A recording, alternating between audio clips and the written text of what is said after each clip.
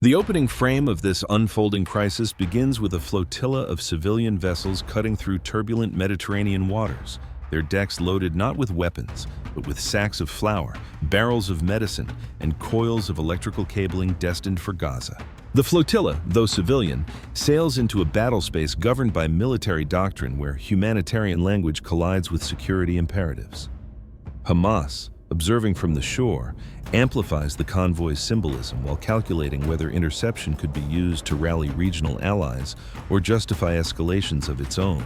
Each maneuver on water reverberates into land-based military calculations, mortar fire across the border, drone strikes in retaliation, or the mobilization of reserve units in southern Israel. The maritime theater is thus inseparable from the broader conflict grid, one spark capable of igniting simultaneous escalations on multiple fronts.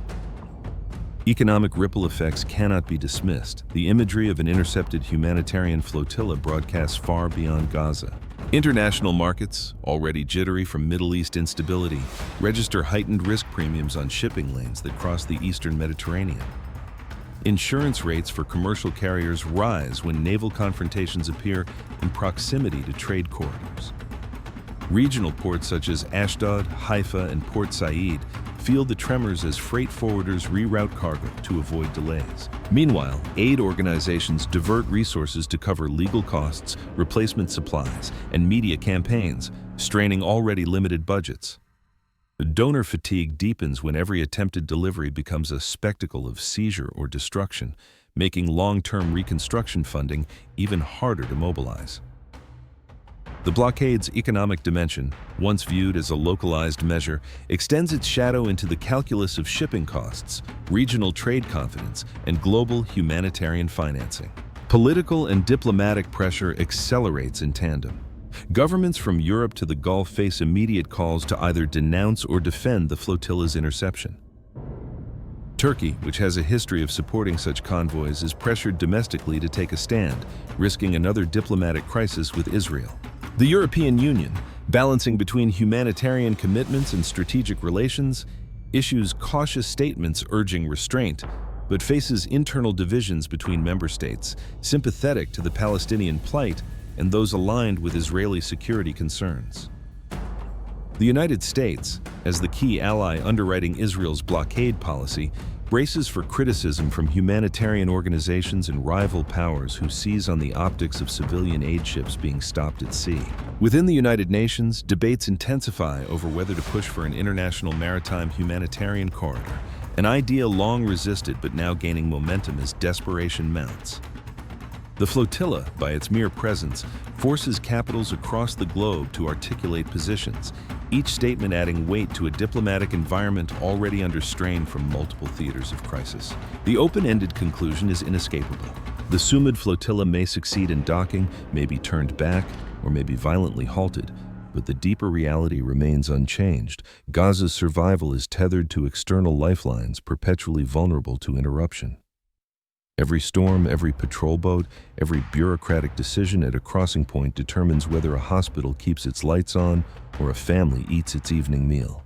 The flotilla, while dramatic, is not an anomaly but a manifestation of systemic fragility, where civilian endurance collides with geopolitical structures too entrenched to yield easily.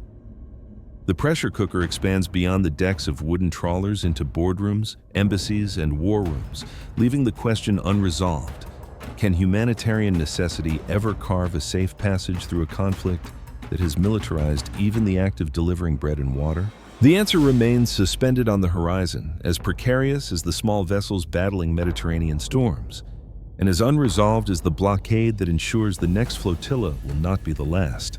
They are not military ships, yet they sail as if in formation, their mission as deliberate as any naval task force: to pierce the blockade that has transformed a coastal enclave of more than 2 million people into one of the most isolated territories on Earth. This Sumud Flotilla, named for the Arabic word that signifies steadfast endurance, has become both a literal convoy of aid and a symbolic vessel of defiance. The hook lies in the very imagery, a fragile chain of small boats battling storm-tossed seas, hemmed in by geopolitical storms even fiercer, carrying the promise of relief into a zone where deprivation is systemic and survival is politicized. The event description is stark. The flotilla departs from Mediterranean ports under the watchful eye of regional governments, most of whom seek to distance themselves from its mission, yet cannot ignore its passage. Each vessel carries humanitarian cargo cleared by international NGOs, yet none can bypass the naval cordon of Israel without confrontation. In past years, flotillas like these have been intercepted, boarded, diverted, or at times seized in tense standoffs that sparked global headlines. Now, in the wake of Gaza's infrastructure collapse under bombardment, the Sumud Flotilla sets sail again, backed by coalitions of civil society, diaspora activists, and a network of humanitarian organizations determined to project urgency into a conflict that shows no sign of abating. As the ships approach the exclusion zone, storm systems lash the Mediterranean, blurring the line between natural hazards and human-imposed barriers. The crews struggle with mechanical failures, saltwater-drenched supplies, and the looming certainty that naval patrols will not permit them passage. The event is both maritime drama and geopolitical confrontation, compressed into a narrow stretch of sea where symbolism outweighs tonnage. Systemic vulnerability deepens the context. Gaza's lifeline is not measured solely in convoys like this, but in the daily flow of goods, energy, and medicine that has been throttled to a fraction of normal capacity. The enclave's power grid operates on emergency diesel generators vulnerable to every supply delay. Hospitals ration fuel, dialysis machines idle between patients, and water desalination plants shut down when tankers fail to arrive. A single storm or interception that blocks the flotilla does not merely halt symbolic gestures. It cascades into blackouts, hospital closures, and rising malnutrition. The vulnerability is magnified by the enclave's dependence on tightly controlled crossing points, themselves subject to closure when security tensions rise. With borders sealed, Gaza functions as a closed system, any external disruption instantly triggering internal collapse. The flotilla, though small, becomes a proxy for the systemic fragility of a population entirely reliant on external inputs with no redundancy, no buffer, and no independent recovery mechanism. Military escalation looms over the horizon. The Israeli Navy, equipped with missile boats, drones, and surveillance aircraft, monitors the flotilla's trajectory. Every nautical mile brings the possibility of interception, either through direct boarding or electronic measures that disable the vessels. Any attempt to ram through the blockade could trigger warning shots, arrests, or in worst-case scenarios, violent clashes at sea. The hook of the next phase lies in the realization that the Sumud Flotilla, even if dispersed or detained, has already shifted the narrative from a localized supply issue into a global spectacle of endurance and confrontation. What began as a chain of humanitarian vessels has now become a case study in the weaponization of scarcity, exposing how access to food, water, and medicine can be as contested as control of territory. Regional actors like Hezbollah in Lebanon or militias in Syria monitor the sequence closely, ready to exploit any sign of Israeli vulnerability or distraction. The flotilla, though unarmed, has become another trigger in the escalation ladder where symbolic acts ripple into kinetic responses. Maritime confrontation feeds ground escalation, which then amplifies air campaigns, binding multiple theaters into one volatile system. Economic ripple effects spread in widening circles. News of the flotilla's seizure causes a surge in insurance premiums for vessels operating in the eastern Mediterranean, particularly those sailing near contested waters. Shipping firms, wary of entanglement, reroute through longer paths, raising costs of delivery not just for Gaza, but for regional markets in Lebanon, Cyprus, and Egypt. Humanitarian agencies calculate losses as seized cargo sits in storage depots or is held under prolonged inspection, delaying distribution by weeks. Investors view the instability as yet another signal that the region cannot guarantee stable trade corridors, leading to hesitations in financing infrastructure projects. Meanwhile, local Gaza markets absorb the shock through inflation, as scarcity drives prices beyond the reach of ordinary families. What began as a blockade enforcement action thus radiates into commercial calculations far beyond the literal waters where it occurred. Political and diplomatic pressure crescendos.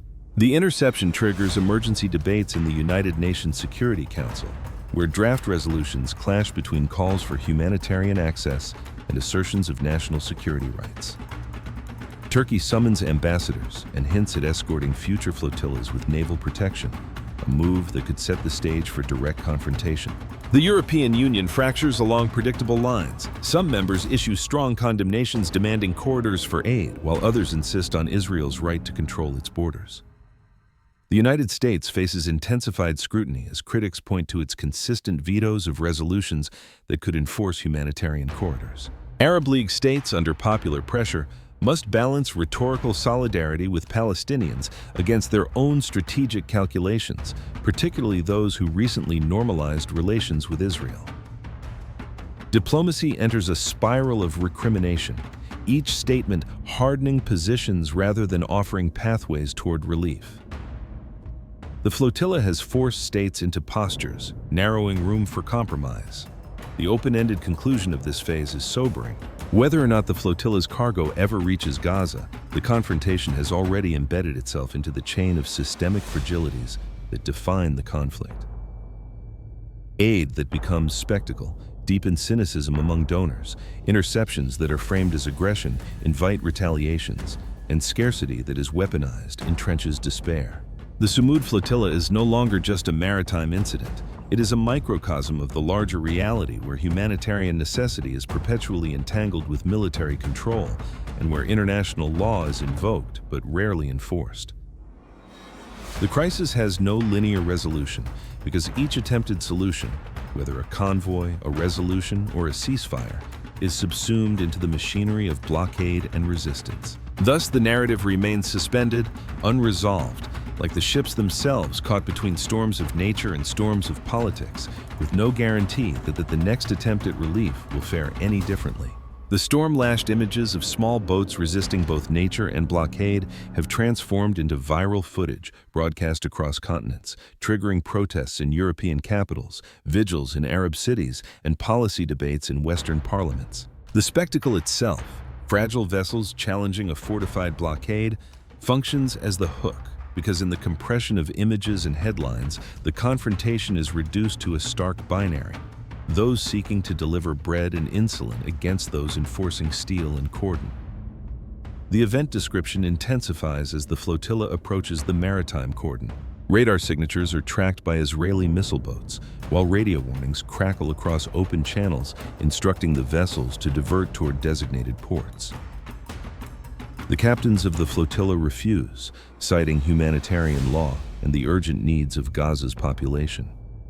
The storm worsens, waves hammering hulls as night falls, and journalists on board stream live footage of the confrontation. Suddenly, high-speed naval crafts appear, encircling the convoy with spotlights cutting through darkness. Boarding parties prepare, their silhouettes visible against the sea spray as crew members link arms in defiance. No shots are fired, but the tension is unmistakable. Within hours, international news agencies broadcast headlines. Flotilla seized en route to Gaza. What might appear as a routine interception has escalated into a global event because of the layering of humanitarian urgency, maritime risk, and political optics. Systemic vulnerability now surfaces in its rawest form. Gaza's population had anticipated this flotilla as a critical delivery to alleviate shortages in hospital generators, food stocks, and water purification chemicals. When the cargo is confiscated or rerouted, the consequences are immediate and measurable. Power outages lengthen, hospital wards cancel procedures, food prices spike in already strained markets. The blockade, by its design, leaves no redundancy. Every delayed shipment translates into deprivation. The vulnerability is magnified by the dependence on external actors, foreign NGOs, donor networks, and international mediators, who themselves operate within fragile funding streams. When aid convoys become spectacles of failure, donor states hesitate, fearing that contributions will not reach intended beneficiaries. Thus, the very effort to provide relief can, through disruption, accelerate the structural collapse it sought to prevent. This cycle of attempted relief and enforced scarcity locks Gaza into a perpetual state of emergency without horizon. Military escalation shadows every frame of the flotilla's fate. The Israeli Navy, having executed the interception without bloodshed, must nevertheless prepare for secondary consequences. Hamas and other militant groups use the event to denounce the blockade and may respond with rocket launches or cross-border raids, framing their actions as retaliation for the denial of humanitarian relief. Israel, in turn, escalates airstrikes, citing deterrence, while reinforcing its southern command with armored brigades in case the maritime confrontation translates into land-based clashes. The hook of the third movement emerges from the recognition that what is unfolding at sea is not confined to the Mediterranean, but resonates as part of a global contest over humanitarian access and sovereignty. The Sumud Flotilla's seizure has become a rallying point not only for pro-Palestinian solidarity networks, but also for a wider coalition of civil society actors who view the denial of aid as a precedent that could erode the entire framework of international humanitarian law. Gaza's local economy, already battered, absorbs another shock. Goods smuggled through tunnels or alternative routes surge in price, further entrenching black markets that empower armed factions rather than civil society. Globally, investors calculate heightened instability in the eastern Mediterranean, redirecting capital away from infrastructure development in littoral states. Each ripple reinforces the perception of the region not as a hub of connectivity, but as a choke point of risk, discouraging trade and entrenching isolation. Political and diplomatic pressure accelerates through cascading debates. Within the United Nations, non-aligned states seize the opportunity to highlight double standards, contrasting the treatment of humanitarian convoys in Gaza with efforts to protect civilian corridors in Ukraine. This narrative gains traction, placing Western states in the uncomfortable position of defending blockade enforcement while elsewhere championing humanitarian access. Turkey, emboldened by public support, raises the prospect of sending a future flotilla under naval escort, a move that would force NATO allies into a dilemma: whether to support a member's direct confrontation with Israel or to restrain Ankara to preserve alliance cohesion. Arab states navigate their own contradictions, issuing statements of solidarity while quietly maintaining security cooperation with Israel. Each declaration narrows the space for compromise, crystallizing the blockade as a global diplomatic fracture point rather than a regional policy dispute. The open-ended conclusion reinforces the enduring uncertainty. The Sumud Flotilla's cargo may eventually be released, repackaged, and delivered under United Nations supervision, but the symbolic damage has already been done. Aid is no longer perceived as neutral. It is politicized, securitized, and vulnerable to interception. Gaza remains dependent on fragile lifelines, but now the global aid system itself shares in that fragility. The crisis is not merely about whether food reaches hungry families, but about whether the rules designed to guarantee such deliveries retain credibility. This unresolved question lingers across international forums and aid organizations, casting doubt on future operations. The Sumud Flotilla, while a small flotilla of wooden hulls, has exposed a systemic rupture: the erosion of humanitarian norms in an age where every delivery of bread or insulin is weighed against military doctrine and political calculation. The tension remains unresolved, and the world must now ask whether this erosion can be reversed or whether it will define the next era of humanitarian crises. This framing magnifies the crisis beyond Gaza. If vessels carrying medicine and food can be legally blocked under the justification of security, then the very notion of humanitarian neutrality is at risk worldwide. It is this larger implication, the fragility of rules designed to protect civilians in war, that forms the hook, drawing governments, NGOs, and legal institutions into a debate whose outcomes stretch far beyond a narrow coastline. The event description broadens as demonstrations erupt in cities across Europe, North America, and the Middle East. Protesters display photographs of the flotilla's seized cargo alongside statistics of Gaza's shortages, linking the maritime event to everyday deprivation in hospitals and schools. In London and Paris, lawmakers face petitions demanding official inquiries into whether their governments did enough to press for safe passage. In Istanbul, activists march on consulates, urging Ankara to take more direct action. Meanwhile, video from the flotilla continues to circulate online, edited into reels that juxtapose stormy seas, flashing naval lights, and the calm insistence of crew members that they carried only food and medicine. The event has been reframed from a tactical interception into a global stage where public opinion converges, and the symbolic power of the flotilla outpaces the physical value of its cargo. Systemic vulnerability becomes evident not only in Gaza's internal dependency, but also in the international aid architecture itself. Global humanitarian operations rely on the assumption that aid, when clearly marked in neutral, will be allowed passage under the conventions of war. The flotilla's fate undermines that assumption, sending shockwaves through aid agencies already stretched by crises in Sudan, Yemen, and Ukraine. If access can be denied here, agencies fear precedent in other theaters, where warring states may cite security to obstruct relief. The vulnerability, therefore, is systemic. A single blockade reverberates into the operational calculus of global aid distribution, shaking confidence in treaties and undermining the neutrality that allows humanitarian convoys to function. In effect, Gaza becomes not only a humanitarian flashpoint, but a test case for the resilience or erosion of global norms. Military escalation remains in the background, but gains an increasingly layered dimension. Hamas issues statements framing the flotilla's interception as an assault not only on Palestinians but on international law, promising responses that may range from rocket salvos to coordinated demonstrations at the border fence. Israel, preparing for such moves, mobilizes Iron Dome batteries, reinforces naval patrols, and conducts preemptive air raids on suspected launch sites. Regional militias in Iraq and Syria signal solidarity, hinting at retaliatory attacks on U.S. or Israeli interests in their territories. The militarization of a humanitarian dispute accelerates, entangling state and non-state actors in calculations that ensure the conflict cannot be contained at sea.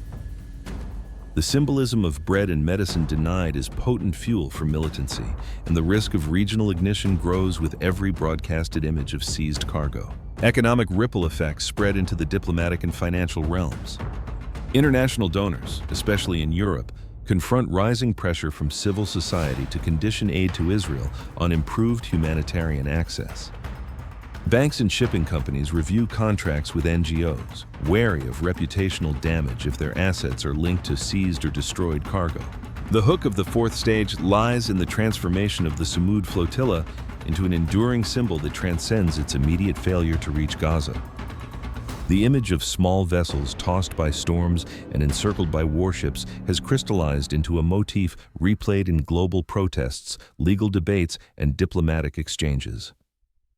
It has become shorthand for a broader struggle, the confrontation between humanitarian necessity and geopolitical control.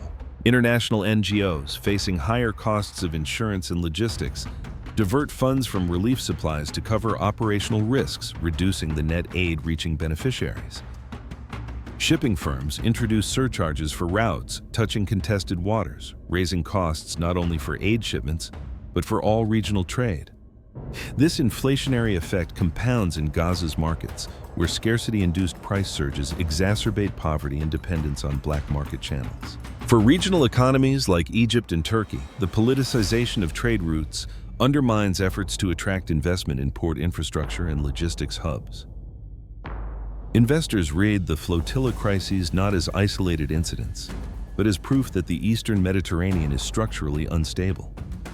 Even tourism, a fragile economic lifeline in some states, suffers as images of naval confrontations circulate globally, painting the sea not as a space of leisure but of conflict. Political and diplomatic pressure amplifies to a new register. European parliaments debate whether to create an EU-led maritime humanitarian corridor, a move that would challenge both Israeli policy and U.S. reluctance. Turkey, emboldened by domestic political capital, pushes harder, suggesting that naval escorts for aid flotillas are not off the table, raising fears of NATO entanglement in a direct clash with Israel. Within the United States, the flotilla crisis sharpens partisan divides, with some lawmakers calling for a recalibration of aid to Israel, while others double down on security justifications. In the Arab world, governments that normalized relations with Israel face mounting domestic unrest, accused of complicity in blockade enforcement. Each diplomatic maneuver is sharpened by the visual resonance of the flotilla, ensuring that states cannot quietly sidestep the issue, but must declare positions that constrain future flexibility. The open-ended conclusion remains unresolved. The Sumud Flotilla and those that follow it do not change the blockade overnight, nor do they deliver consistent relief.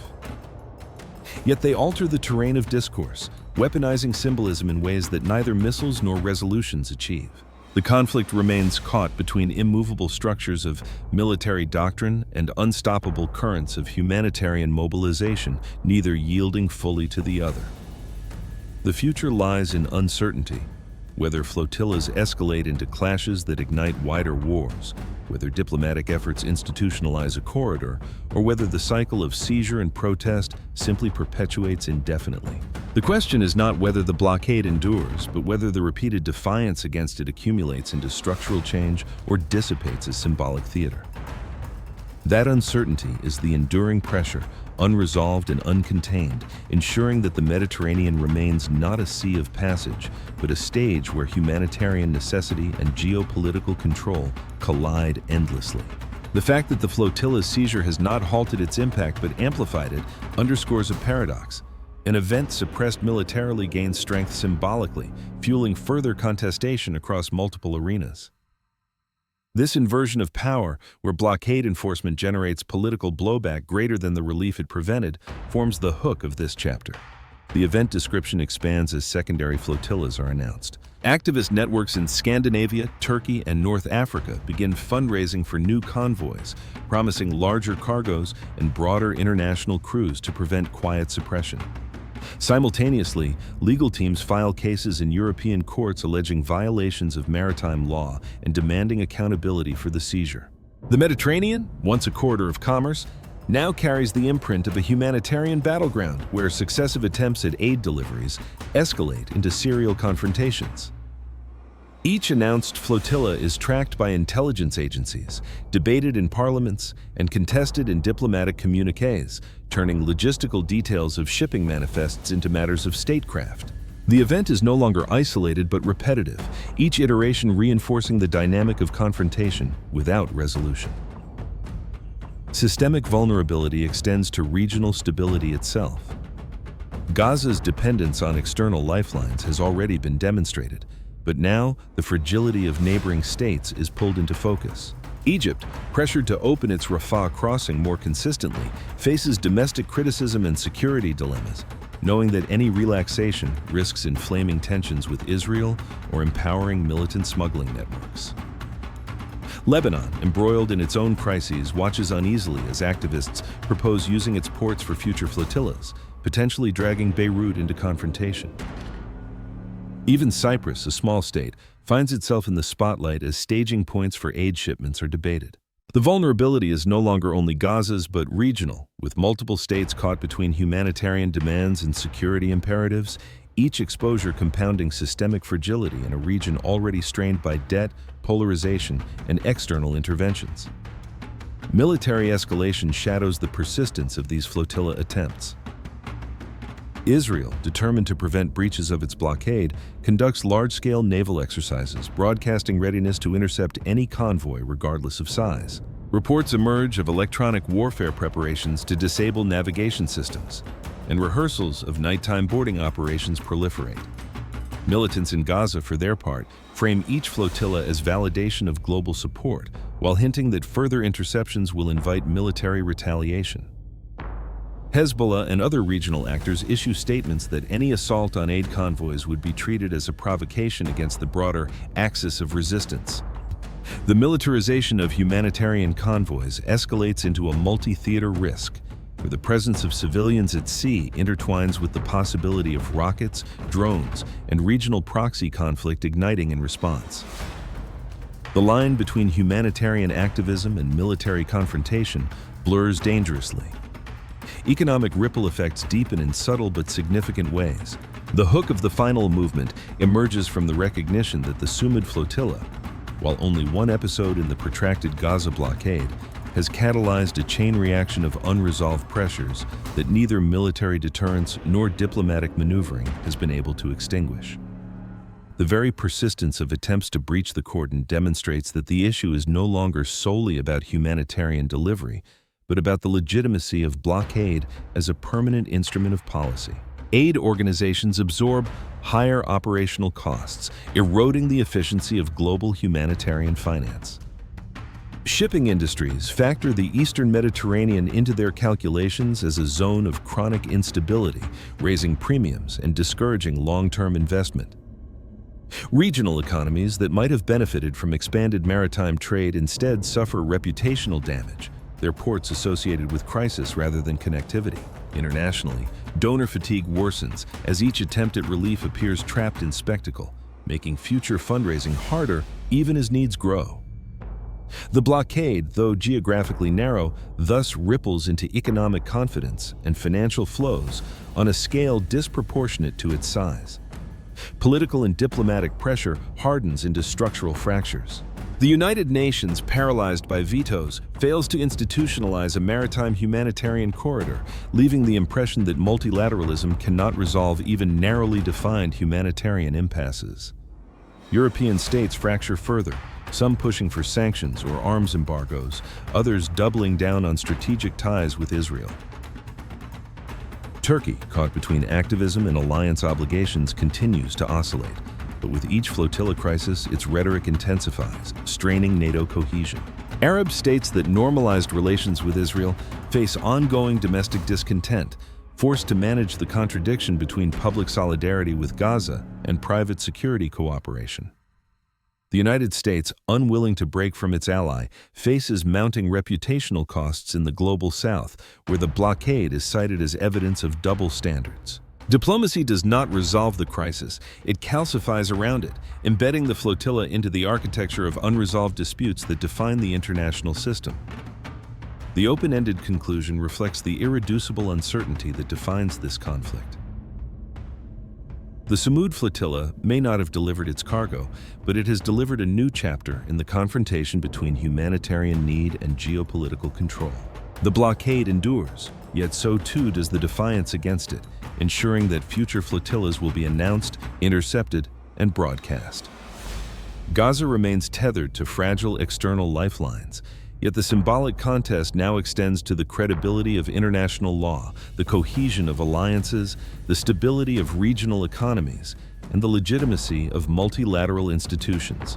The crisis cannot be closed because its structure guarantees renewal. Each act of enforcement begets defiance. Each denial of aid magnifies calls for justice. Each attempt at relief becomes another moment of spectacle. The Mediterranean, once a highway of commerce and culture, is transformed into a stage where humanitarian convoys and military blockades collide endlessly, and where the unresolved question persists: can necessity carve safe passage in a world where even bread and medicine are instruments of power? The answer remains suspended, unresolved, a pressure point within the global system that ensures the Sumud Flotilla will not fade into history, but will recur as symbol and struggle alike. The confrontation has shifted from the question of how many tons of flour or medicine might reach Gaza to the more destabilizing question of whether humanitarian access can ever be separated from the calculus of war. It is this escalation from material scarcity to structural legitimacy that constitutes the final hook. A reminder that each interception hardens not only the blockade but the systemic fragility surrounding it. The event description broadens further as the aftermath unfolds in global arenas. International courts take up petitions lodged by human rights organizations, forcing legal debates on whether naval enforcement in this case constitutes collective punishment. Civil society coalitions organize new campaigns under the banner of Sumud, holding conferences that tie the flotilla crisis to broader struggles for humanitarian corridors in Syria, Sudan, and beyond. The Mediterranean remains restless, with additional convoys announced and shadowed by naval patrols, each departure reigniting the cycle of confrontation. Even as one flotilla is turned back, another is prepared, ensuring that the event is never concluded but constantly renewed, reinforcing the cycle of challenge and interception that now defines the seascape. Systemic vulnerability manifests not only in Gaza's daily survival, but in the erosion of trust within the international system itself. If humanitarian access can be subordinated indefinitely to military and political considerations, then the framework underpinning the Geneva Conventions weakens in practice, regardless of legal texts. States observing the crisis recalibrate their own policies, some emboldened to obstruct aid under the guise of security, others fearful that neutrality as a principle is evaporating. Aid agencies find themselves navigating a fractured environment where every delivery risks politicization, and beneficiaries worldwide are imperiled by precedents set in Gaza's waters. The blockade thus reveals itself not only as a local mechanism of control, but as a template of systemic fragility, exporting its logic to other conflicts and eroding global humanitarian norms. Military escalation hangs persistently in the balance. The Israeli Navy, by necessity of policy, continues to prepare for the interception of each announced flotilla, absorbing resources and operational focus that could otherwise be directed elsewhere. Hamas and aligned groups frame each confrontation as justification for armed retaliation, feeding cycles of rocket fire and airstrikes that draw in wider regional actors. Hezbollah leverages the flotilla narrative to justify its own military posture, while militias in Iraq and Syria invoke it to rally support against U.S. and Israeli interests. The risk is no longer merely one of maritime confrontation, but of regional ignition, where a symbolic humanitarian convoy becomes the spark in a dry landscape of proxy conflicts. Military planners cannot ignore the potential that a single, miscalculated boarding operation could ignite a wider conflagration, yet neither can they yield without undermining blockade policy. The result is a perpetual tension that militarizes the humanitarian space. Economic ripple effects persist and deepen. The blockade's impact, amplified by the flotilla crises, sustains Gaza's black market economy, funneling resources through clandestine networks rather than transparent humanitarian channels.